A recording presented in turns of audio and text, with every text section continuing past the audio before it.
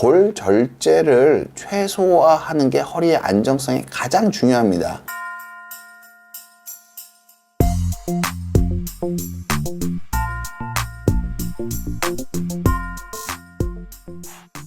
병원 안 가시는 분들 중에 이런 분들이 되게 많아요. 아시는 분 중에 허리를 대수술하고 뭐 잘 다니지도 못하고 수술 또 하고 막 얘기를 많이 하시거든요. 그런데 그 허리 수술에 대한 관념이 좀 바뀌고 있다는 거 아시는 분들은 아시겠지만 제가 좀 설명을 좀 드리도록 하겠습니다. 이게 허리 수술에 어떻게 보면 되게 커다란 변혁이 일어나고 있습니다. 무슨 뜻이냐면은 제가 대학교 다닐 때쯤 그 전까지는 우리나라에 무릎이나 어깨 내시경 하는 사람이 거의 없었습니다. 제 의사님이 거의 우리나라 최초에 보급하신 분이었는데 그때는 없었습니다. 근데 지금은 어깨나 무릎 수술에 인공관절 빼고 나면은 싹 다 내시경으로 하잖아요. 그게 한 30년 사이에, 20년? 30년 사이의 변화거든요. 그런 변화가 허리에도 일어날 조짐이 보이고 있습니다. 무슨 뜻이냐면은, 그러니까 양방향 내시경이 아주 숙련되신 분들은 아주 뼈를 조금 절제하고 그 신경을 감압해 줄 수 있습니다. 그러니까 협착증의 치료를 유압술의 필요를 현저하게 낮출 수 있습니다.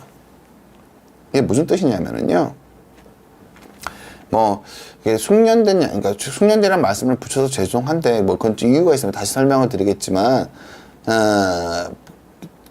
저는 그러니까 감압술을 100개 하면 유압술을 한 5개 합니다. 5개 정도 하는 것 같습니다. 평균. 협착증의 대부분을 감압술로 치료가 가능합니다. 이 이유가 뭐냐면은요, 제가 양방향 내시경을 하는 방식은 뼈를 아주 조금 절제합니다. 안정성에서 여러분들이 인대 제거한다면 인대에 뭐라고 말씀 많이 하시잖아요. 뼈가 훨씬 더 중요합니다. 뼈를 왕창 날리고 인대를 다 두면은 관절이 견딜까요? 아닙니다. 인대가 뼈가 훨씬 더 중요하고요. 인대는 그것보다 훨씬 덜 중요합니다. 즉 무슨 뜻이냐면은 골절제를 최소화하는 게 허리의 안정성이 가장 중요합니다. 그리고 인대는 그 다음 문제고요. 그래서 양방향 내시경이 숙련되면 골절제를 아주 최소화해서 치료가 가능하고요. 저신 마취하지 않고 하반신 마취로도 치료가 가능하고 유압술조차도 하반신 마취 무수혈로 가능합니다. 이게 왜 그런 거냐면 이 치료의 필요성이 점점 더 커지고 있습니다. 왜 그러냐면은 점점 더 사람들이 오래 삽니다. 옛날에는 평균 수명이 70 정도였으니까 70대 초반에는 유압술 하고 10년 정도 가면 괜찮은 거잖아요. 근데 이제 80대, 90대 하시는 분이 너무너무 많아요. 그러니까 이 유압술에 대한 연구가 여러분들은 잘 모르시겠지만 보통 대부분의 연구가 한 10년 정도 진행되어 있습니다. 10년 정도 경과를 봐서 안정적이라, 뭐 그 10년 내도 일반적으로는 뭐 환자분들이 저는 별로 만족스러워하지 않으시지만 그 의학적 근거조차도 10년짜리 연구들이거든요. 그런데 지금 10년짜리 연구로 되지가 않습니다. 왜냐하면 70대 초반에 수술하고 환자분이 10년 살 거라고 아무도 생각하지 않습니다. 의사들은 보통 그걸 여명을 좀 치료하는 의사들은 관절 척추를 치료하는 사람들은 특히나 여명을 좀 길게 보고 치료를 해야 되기 때문에 보통 여성분들은 85세, 86세 웬만하면 다 산다고 보고요.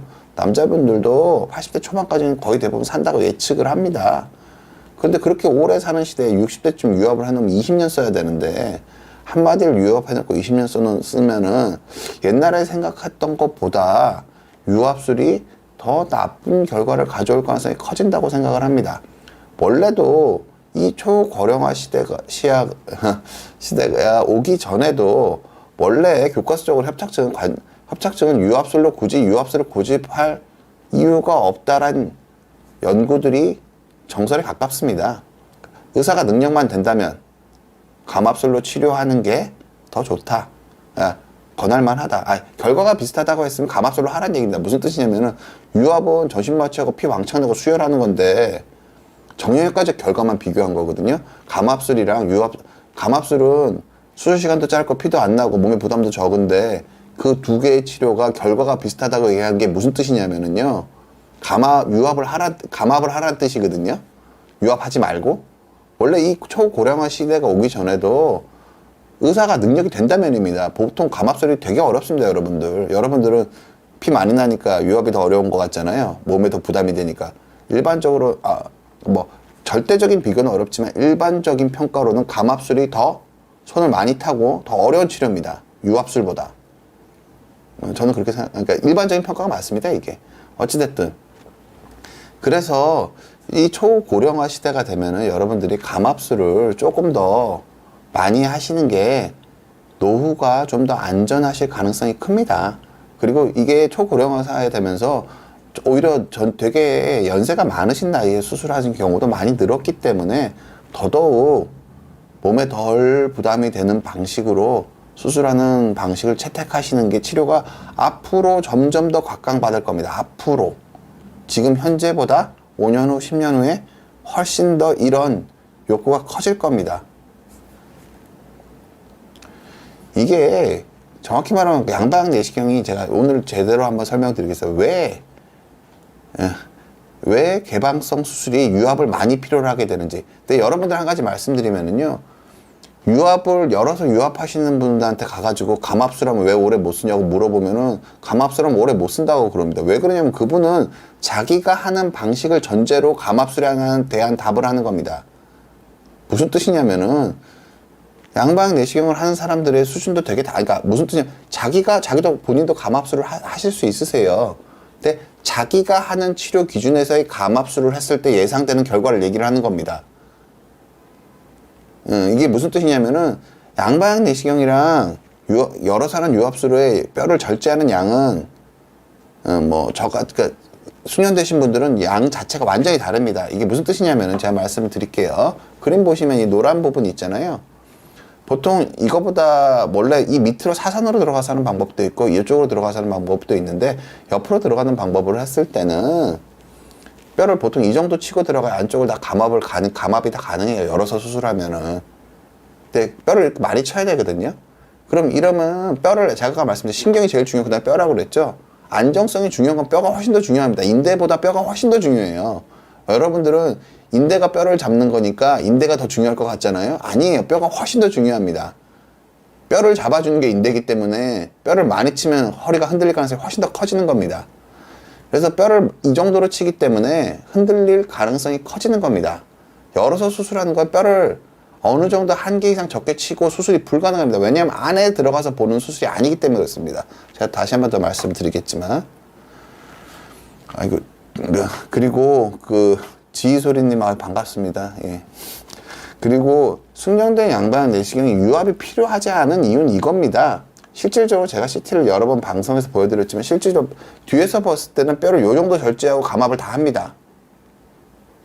그럼 뼈를 요 정도 절제하고 수술했을 때 흔들림이 생기는 정도에 대한 기대랑 뼈를 이만큼 절제하고 흔들릴 거라는 기대랑 당연히 비교할 수가 없겠죠. 당연히 비교할 수가 없는 게 맞습니다. 기본적으로 흔들림을 줄이는데 도움이 많이 됩니다. 그리고 뼈 자체가 꼭 전이만 있는 게 아니고요. 퇴행성으로 뼈가 무너지면서도 무너지는 것도 결국 흔들림으로 작용하거든요. 그래서 뼈를 이렇게 많이 치워 놓으면은 이 주변이 무너지면서 뼈 관절 자체가 미끄러질 가능성이 커집니다. 상대적으로 적게 치면 적게 칠수록 관절이 흔들릴 가능성, 관절의 퇴행성으로 무너질 가능성을 줄일 가능성이 큽니다. 아주 큽니다. 근데 이건 아직 큽니다. 예, 아주 큽니다. 그래서 흔들림을 최소화할 수 있기 때문에 뼈를 이렇게 적게 치고 수술할 수 있기 때문에 양방 내시경 유압술을 피할 수 있는 겁니다. 무슨 양방향 내시경이 왜 근본적으로 다른 치료인지 다른 데 그러니까 열어서 하시는 선생님들이 유압을 하는 거를 왜 큰 수술을 하는 거를 왜 도대체 왜 내시경으로 치료하는데 감압을 하는 치료 방법이 바뀌는지를 여러분들이 다 이해하실 수 있게 말씀을 드리겠습니다. 현재 가장 많이 하고 있는 절개 열어서 하는 현미경 유도 감압술 또는 유압술 그리고 양방향 내시경 치료 그리고 단방향 내시경 치료 이 세 개를 제가 체계적으로 비교해서 이해시켜 드리도록 하겠습니다. 무슨 뜻이냐면은 절개 수술은 밖에서 보는 수술입니다. 현미경은 밖에 있습니다. 안에 있는 게 아닙니다. 밖에서 보기 때문에 실질적으로 완전한 감압을 하기 위해서는 요 안쪽 요 구석까지 다 눈으로 봐야지 감압이 가능합니다. 따라서 이 밖에서 하면 상대적으로 이 사이의 선을 다 쳐야지 시야가 확보가 됩니다. 보이지 않는 곳을 감압할 수는 없습니다. 그럼 밖에서 이걸 보기 위해서는 직선을 만들어야 하기 때문에 상당히 많은 골절제가 필요합니다. 물론 이걸 옆에서 하기도 하고 사이로 기울이기도 하고 침대를 기울이기도 하고 여러 가지 방법을 쓰지만 결국 밖에서 있기 때문에 이 사이의 선들이 다 삭제가 돼야 보이게 됩니다. 따라서 시야를 확보하기 위해서 많은 뼈 또는 인대를 제거해야 되고 완전한 감압을 하면은 뼈 골절제가 많아져서 불안정성을 유발할 가능성이 커집니다. 그리고 불안정성을 유발하지 않기 위해서 불완전 감압을 할 가능성이 높아지는 겁니다. 게다가 척추뼈가 아까 제가 보여드린 모양 같이 그렇게 단정한 척추뼈만 있는 게 아닙니다. 무너지고 휘어져 있고 틀려 있는 척추뼈에서는 그 정도로 골절제를 하는 순간 관절이 다 날아가 버리는 경우도 많기 때문에 그 정도 골절제가 그러니까 현미경적 감압을 하기 위한 골절제를 해내기가 불가능할 정도의 척추의 변형을 가진 사람이 너무 많기 때문에 변형이 심한 척추에서는 열어서 감압이 불가능합니다. 아예. 그렇게 보시면 되고요. 이게 단방향 내시경과 양방향 내시경이 무슨 차이가, 내시경은 다 좋지 그렇게 생각하실 수 있는데 현격한 차이가 있습니다. 무슨 뜻이냐면은 단방향 내시경은 기본적으로 안에서 본다는 점은 똑같습니다. 여기 보시면 안에 카메라가 안에 있어서 안에서 보는 건 똑같고 구멍이 하나 적으니까 근육 손상은 적겠죠. 적을 가능성이 크겠죠. 적다는 것도 완벽하게 입증이 된 건 아닌데 적을 가능성이 클 텐데 제가 아까 말씀드렸죠. 제일 중요한 건 신경이고요. 신경이 죽기 전에 수술해야 되는 거고요. 두 번째는 뼈입니다. 뼈를 많이 치면 흔들리는 거고요. 무너지는 거고요. 세 번째가 인대고요. 인대는 기본적으로는 황색 인대는 그 기능 자체가 어느 정도 안정성이 기여하는지 잘 모르기 때문에 척추 교과서는 황색 인대를 완전히 제거하는 거에 대한 건 있고 황색 인대 자체가 어느 정도 기능을 하는지에 대해서는 명확하게 알려진 바가 없습니다. 연구 단계입니다. 안정성이 어느 정도 하는지 신경을 보호하는 역할을 하는 거 이외에 안정성에 독립적으로 어느 정도 역할을 하는지 우리는 잘 모릅니다. 상대적으로 그게 아주 중요한 요소였으면은 벌써 연구를 어느 정도 규명이 됐을 겁니다. 따라서 근육 자체는 네 번째로 중요한 거기 때문에 이 적은 근손상은 별로 중요하지 않습니다. 내시경 치료가 피부 조금 절개한다고 얘기하는 건 내시경 치료의 장점을 완전히 너무 폄하하는 겁니다. 너무 폄하하는 겁니다. 피부 절제가 적은 게 중요한 게 아니라 수술 자체의 개념을 바꾸고 지속성을 높이는 겁니다. 어쨌든 단방향 내시경은 안에서 관찰하고 근손상이 적다는 장점은 있습니다. 그런데 문제는 뭐냐면은 한 구멍으로 하기 때문에 배수가 안 됩니다. 보통 대부분의 관절 파트에서는 쓰는 모든 내시경 치료는 다 구멍을 2개 뚫어서 합니다. 그런데 척추에서만 구멍 하나 뚫어서 하는 내시경을 쓰고 있다고 보시면 됩니다. 이게 내시경 테크닉 발전상에서 옛날에 썼던 기구를 계속 쓰고 있는 건데 다른 모든 관절에서는 양방향 내시경 기반의 치료를 하고 있습니다. 왜 그런 거냐면은 당연합니다. 물이 빠져야 시야가 잘 보이고 구멍을 2개 뚫어야, 그리고 구멍을 2개 뚫어야지 기구를 다양하게 사용을 할 수가 있습니다. 예를 들어서 이게 단방향 내시경에 기구를 통을 통해서 기구를 넣으면은요 휘어있는 기구를 못 집어넣습니다. 휘어있는 기구를 못 집어넣기 때문에 기본적으로는 휘어있는 기구를 못 집어넣기 때문에 치료할 수 있는 범위의 제한이 큽니다. 불안정 감압의 가능성도 크고 상대적으로 골절제를 더 많이 해야 될 비중도 크고 기본적으로 시야가 나빠질 가능성도 크고 그래서 변형이 심한 척추에 적용하기가 곤란합니다. 그런데 양방향 내시경은 상대적으로 관찰이 용이하고요. 시야가 좋고 골절제가 좋고 특히 그리고 양방향 내시경은 근데 완전하게 활용을 하면 이게 양손잡이가 돼야 됩니다. 무슨 뜻이냐면은 환자분이 있는 이 특수 기구 같은 것들은 오른쪽에 있을 때랑 왼쪽에 있을 때 여러분들은 의사들이 다 양손잡이일 거라고 생각하잖아요. 양방향 내 양손잡이가 별로 없습니다. 양손잡이가 되려면 따로 트레이닝을 해야 됩니다. 그러니까 왼손, 오른손잡이가 왼손으로 어깨를 틀어서 강한 근력을 지으면서 기구를 써서 뼈를 깎아내야 되거든요. 손의 악력으로. 그게 되게 섬세한 조절이어야 되고 그게 아주 조금만 어긋나도 데미지를 줄 수가 있기 때문에 이 양손잡이가 흔치 않습니다. 그래서 어찌됐든 양손을 균형 있게 쓸 수 있어야지 최소 절제 감압과 최소 골절제 감압과 감압을 제대로 할 수 있습니다. 다른 모든 파트의 관절경은 양손잡이 기준으로 설계되어 있습니다. 왜? 양손으로 하는 게 당연한 겁니다. 왜냐하면은 한 손으로 한다는 생각 자체를 하기가 쉽지가 않습니다. 왜냐하면 한 손으로 하면은 물도 안 빠지고 쓸 수 있는 기구도 별로 없고 수술하기가 훨씬 어렵습니다. 즉 양방향 내시경이 기술적으로 훨씬 더 장내가 촉망되는 치료라는 거는 관절 파트의 여러 사례를 통해서 확인하실 수 있습니다.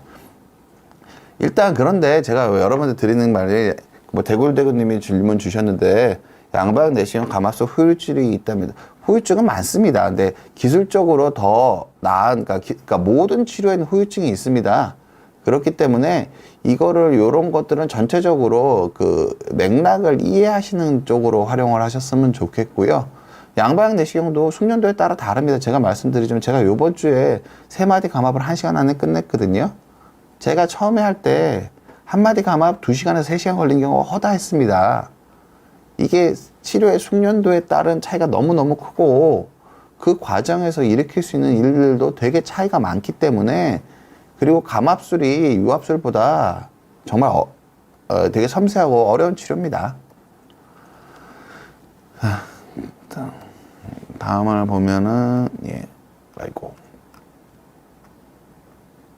다음을 볼게요. 일단은 여러분들한테 말씀드리면은 그 시간이 허락된다면 질문들은 나중에 모아서 한꺼번에 답변을 드리도록 하고요. 감압술은 다 같은 게 아닙니다. 무슨 뜻이냐면은 최소 골절제로 완전한 감압을 하느냐가 되게 중요한 거거든요. 근데 이 수술하는 테크닉이나 양손을 쓰는지 뭐 의사의 철학 이런 거에 따라서 골절제 정도도 차이가 나고요. 수술하는 사람의 시야, 수술하는 사람의 철학에 따라서 완전한 감압을 하는지도 차이가 납니다. 결국 양방향 내시경은 수술하는 사람마다 치료하는 방식이 꽤 다를 수밖에 없습니다. 꽤 다를 수밖에 없습니다. 근데 유압술은 비교적 그렇지가 않습니다. 뼈가 붙어버리면 어떤 방법으로 유압했던 결과는 똑같습니다. 최종적인 결과가. 그런데 감압은 뼈를 얼만큼 치고 감압했는지, 신경 감압이 얼마나 완벽하게 됐는지에 따라서 최종적인 결과가 달라집니다. 그러니까 유압은 수술을 잘하는 사람, 유압이 되는 걸 전제로 수술이 잘하는 사람이 하는 게 초기 회복이 빠른 거지 최종적인 엔드 리절트에 별 큰 영향이 상대적으로 적습니다. 뼈를 붙이기 위한 수단에 불과한 거거든요, 유압은. 근데 뼈가 붙기만 하면은 그 다음에 결과는 비슷해야 합니다. 근데 이 감압은 뼈를 적게 치고 감압했는지 많이 치고 감압했는지가 영향을 미치고요. 그리고 완전한 감압이란 말이 따로 있습니다. 그게 워낙 어렵기 때문에 완전한 감압이 그냥 감압이란 말을 쓰는 거랑 완전한 감압을 분리해서 쓰거든요. 교과서를 보면은 유압에서는 그걸 별로 분리하지 않습니다. 불완전한 유압은 합병증으로 치는데 이거 부작용으로 치는데 불완전 감압은 감압에서 그걸 꼭 합병증으로 생각하지 않습니다. 의사들이 불완전 감압도 쓸만하다고 생각하는 경우도 있습니다. 지금 무슨 뜻이냐면은 이 감압은 어떻게 하느냐에 따라서 최종적인 결과에 영향을 미칩니다. 그래서 감압술이 훨씬 더 민감한 치료입니다. 어찌됐든 초고령화 사회에 대비하기 위해서는 척추치료 여러분들이 점점 더 유압술 위주보다는 감압술 위주로 치료받으시는 게 좋습니다. 왜냐하면 우리가 오래 살 수 있으니까요. 오래 살 수 있으니까요.